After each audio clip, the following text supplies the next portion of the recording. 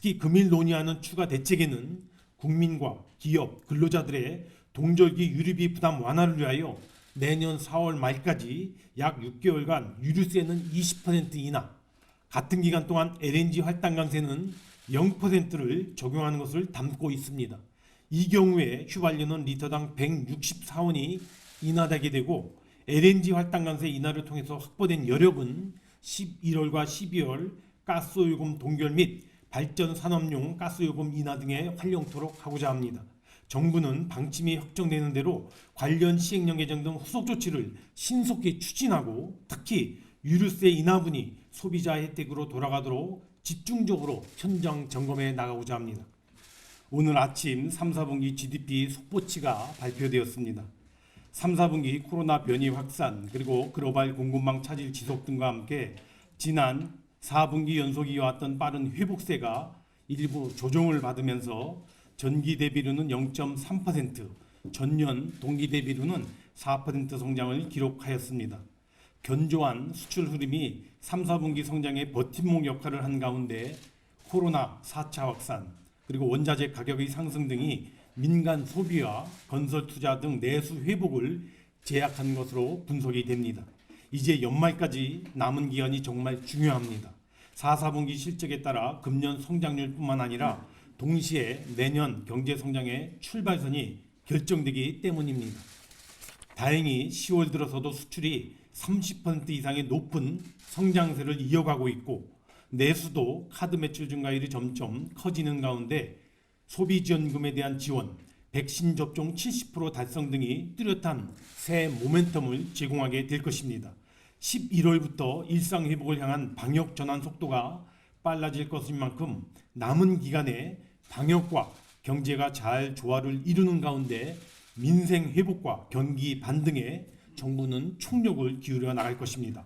무엇보다도 오는 10월 27일부터 집합 금지 제한 업종에 대한 2조 원이 넘는 손실보상 지급을 차질 없이 실행하고 손실보상 비대상 업종에 대해서도 저리자금 공급 등 맞춤형 지원을 강화해 나가겠습니다.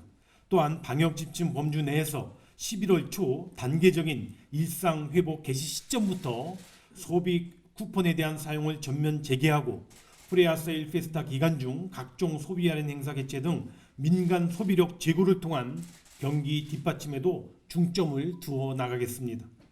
오늘 회의에서는 최근 물가 동향 점검 및 대응 방안, 두 번째 소비 쿠폰 재개 방안, 세 번째 가계부채 관리 방안 등 세 건을 상정하여 논의합니다. 첫 번째 안건은 최근 물가 동향 점검 및 대응 방안입니다. 최근 국제유가가 3년 만에 가장 높은 80불대 그리고 천연가스 가격도 사상 최고 수준을 보이는 등 물가 상승 압력이 커지는 모습이며 전 세계가 공통으로 글로벌 인플레 압력에 직면하고 있습니다. 우리도 최근 상대적으로 높은 물가 흐름세 속에 연간 물가 상승률이 2%를 넘을 것으로 전망되어 물가 안정 문제가 최우선 민생 정책이 아닐 수가 없습니다. 이에 정부는 모든 가용 정책선을 총동원하여 집중 대응해 오고 있습니다. 특히 금일 논의하는 추가 대책에는 국민과 기업, 근로자들의 동절기 유류비 부담 완화를 위하여 내년 4월 말까지 약 6개월간 유류세는 20% 인하, 같은 기간 동안 LNG 할당 강세는 0%를 적용하는 것을 담고 있습니다. 이 경우에 휘발유는 리터당 164원이 인하되게 되고 LNG 할당 강세 인하를 통해서 확보된 여력은 11월과 12월 가스요금 동결 및 발전 산업용 가스요금 인하 등에 활용토록 하고자 합니다. 정부는 방침이 확정되는 대로 관련 시행령 개정 등 후속 조치를 신속히 추진하고 특히 유류세 인하분이 소비자 혜택으로 돌아가도록 집중적으로 현장 점검해 나가고자 합니다. 두 번째 안건은 가계부채 관리 강화 방안입니다. 코로나 대응 과정에서 빠르게 증가한 가계부채가 금융 불균형의 심화 그리고 취약계층의 부실 등 우리 경제의 위험 요인으로 작용하지 않도록 선제적인 관리가 기요한 시점입니다.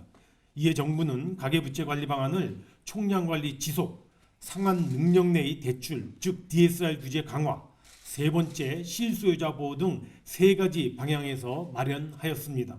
먼저 2022년 가계부채 증가율이 금년보다 낮은 4~5%대의 수준으로 관리되도록 하고 상한 능력에 따른 대출 관행 정착을 위하여 차주단위 DSR 2단계 규제를 6개월 앞당겨 내년 1월부터 시행하고자 합니다. 다만 실소유자 보호 노력은 계속 지속해 나갈 계획입니다. 즉 전세 대출의 경우 금년 총량 규제 외로 인정하는 한편 내년 DSR 규제 강화 시에도 현재와 같이 DSR 적용 대상에서 제외하고자 합니다. 또한 4분기에 입주단지 110여 개 전체에 대한 잔금 대출 중단이 없도록 관계기관 TF를 통하여 면밀히 모니터링해 나가도록 하겠습니다. 이에 대한 상세한 대책 내용에 대해서는 곧 금융위원장께서 별도 브리핑해 드릴 예정입니다. 모두 발언 여기까지입니다.